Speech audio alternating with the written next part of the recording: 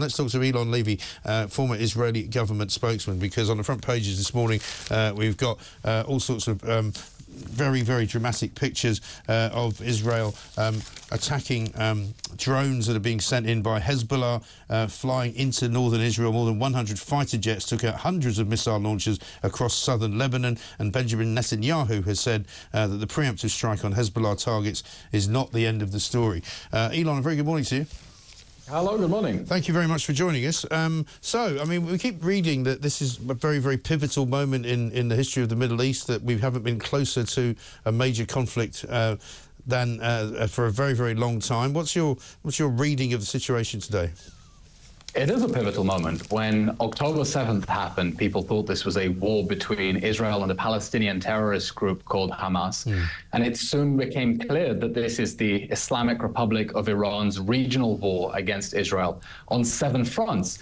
Because the day after the horrific October 7th massacre, Iran's proxy army in Lebanon, Hezbollah, joined in the fighting. And since then, it's fired over 7,000 rockets at Israel. Just overnight, there was an attempted drone attack from Syria, and that's been happening from 7 fronts. Now, the Middle East really had a lucky escape yesterday with Israel's preventative strike.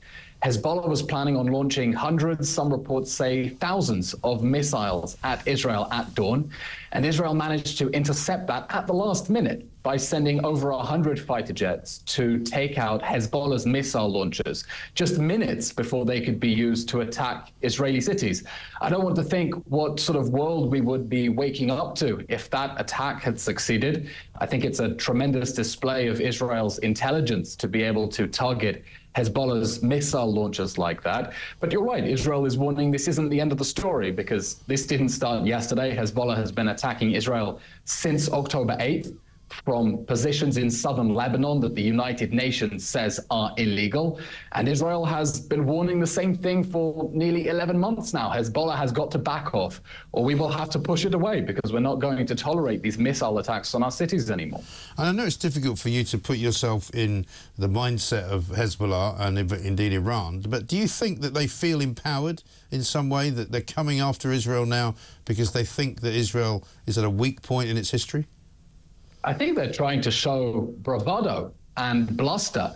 And you saw the leader of Hezbollah, Hassan Nasrallah, claiming that their attack had succeeded and completely covering up and papering over the fact that Israel managed to intercept the strike. They know that Israel has superior intelligence power, has been able to intercept those attacks. But you can't dodge the fact that Iran's strategy is to surround Israel with a ring of proxy armies and attack it on multiple fronts. And yes, Iran feels emboldened. Iran feels emboldened because on October 7th, its proxy army in Gaza invaded Israel. It slaughtered young people at a music festival. They committed acts of gang rape. They burned whole families alive. And after a brief period in which countries like the UK stood by Israel's side and said, we want Israel to win, you have a right to go after Hamas and bring down the people who did this, they quickly pivoted to calling for a ceasefire and saying, look, you have to leave the Hamas terror regime in place. This war has become too much of a distraction for us. So I think the Iranian regime is watching the situation and realizing that the West has gone a little bit soft. And despite statements that they will support Israel's security, ultimately stand ready to save terrorist groups like Hamas from the wars that they start. And that's a very dangerous message for those who care about stability and security in the Middle East. Absolutely, I couldn't agree more. We've also seen, unfortunately, you know, the election of the Labour Party, and one David Lamy, who thinks it's a good idea when he comes to Israel to slag off Benjamin Netanyahu before he gets there, and then take a badge off that he was wearing supposedly in support of the hostages in Gaza, who had been held still in tunnels underneath the streets, and he took it off when he went to see the Palestinian representatives. I don't think that's leadership, do you? It was very disappointing to see the Foreign Secretary taking off this pin, which is a statement of solidarity with the hostages and their families. He wore it in his meetings with Israeli officials, took it off when he met the Palestinians. And that sends the wrong message, because it's the Palestinians who need to hear the message, let them go now. We need pressure on Hamas to let the hostages go. Israel is bending over backwards, making concessions to a barbaric terrorist organization. to get back the hostages who are being starved and tortured and raped and executed in the tunnels under Gaza. There is a baby still being held there, for God's sake. Yeah. And it was disappointing not to see that message being told straight to the Palestinians. But I will say, yes, there has been a change of government in the UK, but the Labour government is also saying it stands by Israel's security against Iranian aggression, against attacks by Iranian proxy armies. Both major parties in the UK, Conservatives and Labour, understand that Iranian aggression is a threat to the whole Middle East. It's a threat to the UK. This isn't about whether you're pro-Israel or against Israel. It is about standing up to the neighborhood bully in the Middle East, the Islamic Republic, the biggest exporter of terrorism in the world.